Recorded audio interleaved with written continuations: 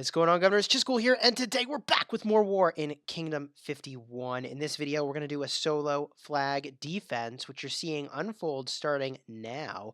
Also, we are going to watch as one of our alliance members, Tiger, gets rallied. This is a 30 million power plus player getting rallied by T5, and man, this was super hectic. If you like Rise of Civilizations war videos, you should definitely like and subscribe because we've got so much more from this war. And we are a sponsored creator for Rise of Civilizations. Now, what you're seeing now is some legit sniper action on my behalf, picking off the non-T5 players that are hanging out around the flag. And you can see here that Punisher, the T5 madman himself, is hounding us down every time we leave our city. So our goal here is to try to snipe these players off as efficiently and as quickly as we can, causing them massive damage. And if they're not paying attention, when the fight ends, there's a chance that their troops, I think, like retreat automatically. Like you can see some of that going on in here. And a part of the reason I haven't just kind of rushed into the flag yet is that a player like Punisher is super unpredictable. They may decide that what they want to do is swarm attack you when you're in the flag. And while in some ways I should just send all of my troops into the flag and defend it, by this point I've already lost multiple hundreds of thousands of troops, and the war is still just beginning. And so I've also already been rallied 4 times at this point. So I'm playing pretty cautiously to try to get value without exposing myself too much to risk. Now, I apologize that my green screen is not quite perfect when I filmed this. This war was hectic and was truly a weekend-long and more event nonstop. And so sometimes I would step away, do other things, and then like rush back over to my computer, plug in the iPad, and like just slam record to try to capture some of what was happening. Now, in this case, you can see me using this technique I've described before where I queue up where I want my army to go so that if I need to retreat to a strategic location that's not my city, all I have to do is, boom, press the one button and I go there. And you can see this is working exactly as I would want it to work. These armies are getting isolated. Punisher only has patience or attention or time span to harass me for so long before now I can work on these guys all on my own. And quite frankly, like if I can distract Punisher in this way from doing anything else that's productive on the battlefield, I'm winning in this exchange. Now, later in this video, we'll get a look, I think it's some of the reports here, and it's just savage how much damage I'm doing to these armies. I'll have 3,000 units get severely injured, and they'll have 50,000 units be severely injured.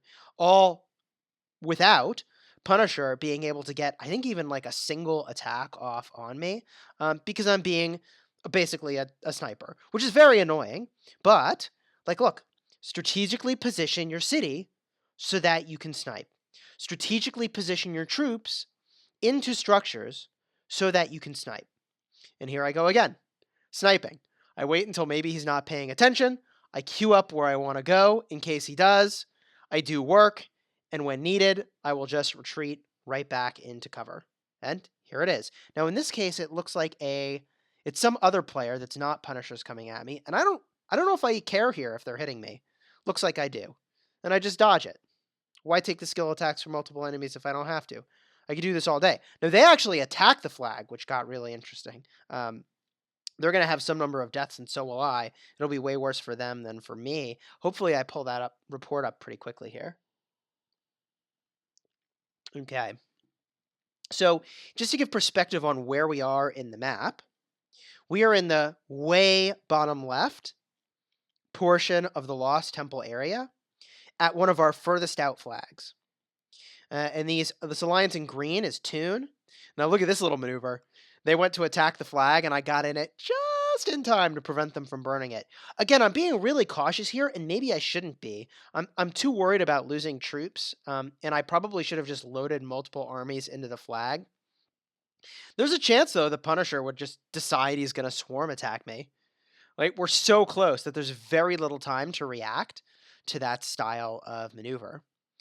In the meantime, I just kind of resume sniping these little armies one at a time, doing work and getting value, getting positive trades. So, thinking about this next attack, I do some quick scan to see what armies are here. We've got a Scipio, which I don't really want to attack because he's pretty defensive and he's got a lot of counterattack. They've got a Ulji Mundok, which is like a bunch of infantry. I don't really want to be attacking with that with cavalry. Plus Ulji Mundok, if skilled out properly, he's going to do a bunch of damage when he's getting attacked. He's going to get bonus damage.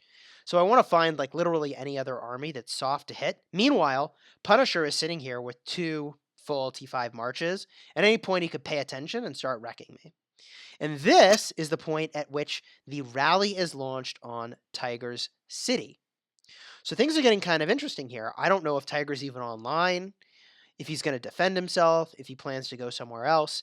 At this point, I'm considering putting my infantry march into the flag, which I think I actually go to do, but then decide, like, gosh, look how long it takes me to do. If I need to defend my city, like, I kind of want to be there already for that. I'm playing more cautiously than I need to, but what I think you'll see I do in a moment is I do kind of like a pincer move with my armies.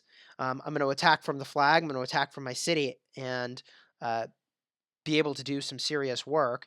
In this case, I did go for the Ulji Mundok army because I think there's 3 CPO armies.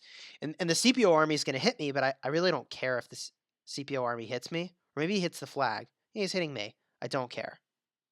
I do not care. So at this point, I dodge, right? Like sniper tactics. Hashtag sniper tactics.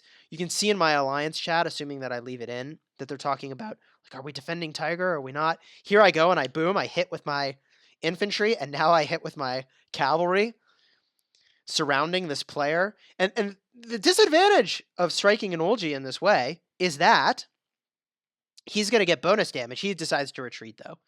He's feeling overwhelmed. And unfortunately, I'm just a little too slow to get my cavalry back to the flag to defend it against this attack. But, like, look, like, I'm pretty sure that later on, and maybe pretty soon, I'm going to take 60,000 plus of these guys' troops and turn them into severely injured. So, like, whatever. He burned the flag. It cost me 50 gems. I'm going to cost him way more in resources. Now, that said, Punisher is teleported away, which I have no clue where he's gone. I believe in this case he's gone to either lead the rally or support the rally on my alliance member's city. And this is tough because I want to go support my alliance member, but I'm also the only person on this front, and I'm already here. We have been teleporting all over the place. All over the place, defending our flags, defending our territory, which is massive. And the advantage of having massive territory is that you have massive territory. The disadvantage is that you got to go all over the place to actually try and defend it. Now, here is where I mention, like look, I'm going to really punish these Toon players for being in the open field without the T5 to support them. I just completely melt that army. And, we're going to melt more armies pretty soon here. We're going to melt more armies pretty soon. We got a lot of healing to do. You can see, like, we spent so many resources on healing in this war. It's really quite remarkable. Good thing we farmed over 3 billion resources at this point off the map and made a lot of purchases, quite frankly, because that is why we had the resources to actually wage this war fully. So now I start to get a little more aggressive on the remaining players. Here you can see a report from one of my alliance members that this is when Dauntless was zeroing him, which is a bummer. There's more of those reports, but I wanted to first get out this message of understanding, like, where did Punisher go to, because we really need to keep track of that. You can see here also there's a flag just beneath me, and I don't know why it didn't occur to me earlier that, like, gosh, I could attack that flag. But pretty soon I'm going to scout it to see what they have, and it'll prove to be a thing that's not actually worth doing. There's the scout. I mean, this flag is full of troops, so we can't touch this. Over 1.1 million troops. Okay, we're not hitting it. Meanwhile, we will melt this CPO that is in the open field and completely unsupported. And this is a technique, by the way, that you should copy. We scout the city. Look who's got no troops. The city right next to me. I could swarm attack this guy, and I debate it. He's got 110,000 tier 3 troops. and not a proper garrison commander. So the question is, how much do I want as gold? And is it worth having deaths to get gold from this City Hall 22 player? And I actually debate it. I debate it, and I think I ultimately decide here it's just not worth it. Like, I don't need the gold. I'm going to kill some of his troops, but my troops are more valuable. Like, how many more times am I getting rallied in this war? Spoiler alert, our city is not done getting attacked in this war. So having troops is particularly important to me and to my allies. I scout the other city, 200 and almost 90,000 troops. He's got gold and wood. Wood is actually worthwhile, but he's also got a proper Charles Martel sitting there defending the city. And I decide once again, not a city I want to hit. But this is a tactic that you should be copying, where people, like, they put all their troops into a flag to defend it, and they leave their city empty. So you just smash the heck out of their city if you want to. I decide against it. Now I get a look at where Punisher is. I get a sense of, like, okay, what's happening on the other side of the battlefield? There's Tiger, my ally Tiger, 32 million plus power, and he's already reinforced, but I put the marker on him to let people know, like, we are defending our ally from this attack. I still don't even know if he's online, but he's one of our powerful players, and I would be shocked if he didn't have proper garrison commanders. Spoiler alert, he does have proper garrison commanders. And at some point, Tiger does chime in the chat, and he says, like, I'm going to kill his troops. I will be taking this rally, not dodging. That's the fighting spirit. And like, look, if you know what you're doing, you should have that fighting spirit. I'm pretty sure Tiger's got, north of 1 million or maybe 1.2 million troops. Now here you see me debating again, like, gosh, should I hit these guys or should I not? Should I hit these guys? Because I can hit these guys. If you take a look at my buffs, by the way, I'm rocking an army expansion. Plus, we bought one of the VIP 13 tokens for a total of 10% extra attack. Cost 600 gems. If you're getting rallied, you're dealing with T5s. Like, it's worth it.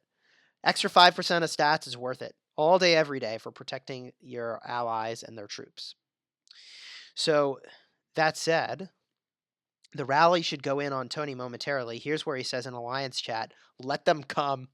What a beast. Let them come. He's going to kill a bunch of them. I chime in just to say, like, hey, just make sure you have your garrison captains set here because this will go poorly if you don't. It'll go really poorly for all of us. And that is because, point for point, the garrison talents are just so insanely good for city defense. It's just kind of unbelievable. And you've heard me mention this in other videos, but there are a few situations where you can get every single skill from a commander to be relevant, but garrison defense is one of those situations. Now, here comes the rally. The thing to be on the lookout for is if the health of the city and the rally are about even, that means that we're winning. Because on city defense, the defending player, all their troops go to the hospital until it's full. Then those troops start to die. And otherwise, the players who have reinforced the city have 50% casualties and 50% severely injured units. Meanwhile, the attacker has 100% severely injured units die. Now, the thing that's really perplexing about this is, why is Richard I leading the rally? Now, you see me here weigh in. I'm like, no, keep this reinforced. This is going very well, because it is. And I've been rallied enough times to know that this is a winning rally. I realized part of the way through, like, oh, hey, I can put a buff on him. I give him 5% attack via the general buff. And like, look, like, reinforce this bad boy. This is a winning fight. And so why the heck is Richard I leading this rally is kind of an interesting question. It's kind of an interesting question. Is it a full infantry rally? Doesn't look like it. Doesn't look like it. I see archers. I see cavalry. So what's going on here? Why is Barca not the primary for this rally? Barca should be the primary with either the conquering or the leadership tree, and then you go into the attack tree to get effortless. Slam dunk, easy choice. On defense here, we've got Sun Tzu, and I believe it's Richard I as the backup. We'll look at the report in a minute to get a better sense of that. And I suppose after we watch the skill attack go off from Sun Tzu, we can get a sense of which commander it is. Do we see a heal? No, I don't see a heal, so it must not be Richard I as the backup for Sun Tzu. So anyways, this fight is about even, which means we're totally winning. And the rally hasn't been reinforced, which is a huge mistake. Meanwhile, we're reinforcing on our end, which means we are going to completely obliterate these guys. We're rocking basically a proper, full-size defense. I say full-size defense because it's not, you can't actually have 2 million on plus on defense always, because although we can refill with the 1 million troops of the Alliance Center, we cannot refill the troops that Tony has, or not Tony, Tiger has, that are getting injured as they go. And there you go. Rally is dispersed. They end it.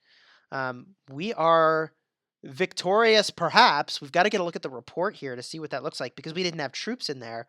We go to our alliance chat to actually start to ask, like, hey, would love to see your report. And of course, Tiger, he drops it in because he's eager to share. This goes super well for us. So, we have 35,000 die and almost 36,000, and they have 122,000 die. It's Sun Tzu and Olji Mundok on the defense. We'll probably get a look at the troop buffs in just a moment. Here. But in the meantime, there's no time for troop buffs.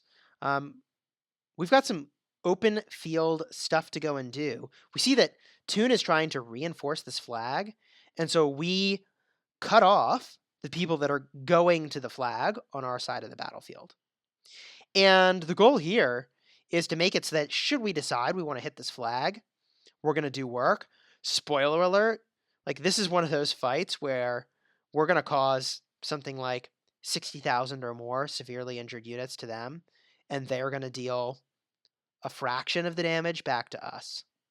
So we're happy about this. I don't know why I was so cautious to send out my samurai. I should have sent them sooner.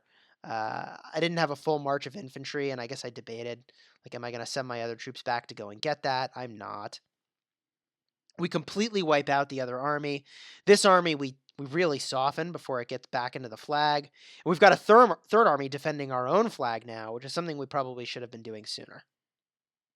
So now we send out some cavalry, and I think we're going to go kill some farmers, or maybe we're going to snipe more players that are on their way over. Yeah, we see some farmers here. And like, look, a big part of waging war is resource denial. This is a really big deal. At some point, your enemy is simply not going to have the resources to heal up. So the way that you outlast an enemy is to either eliminate their ability to farm resources and to heal their troops, which means they tap out of the war, or to kill so many of their troops that they're completely demoralized and they don't want to participate anymore. We generally wage war in a little bit of column A and a little bit of column B. Some amount of demoralizing them by, getting tremendous defensive victories, and some amount of resource denial. And I think that's a very strong strategy.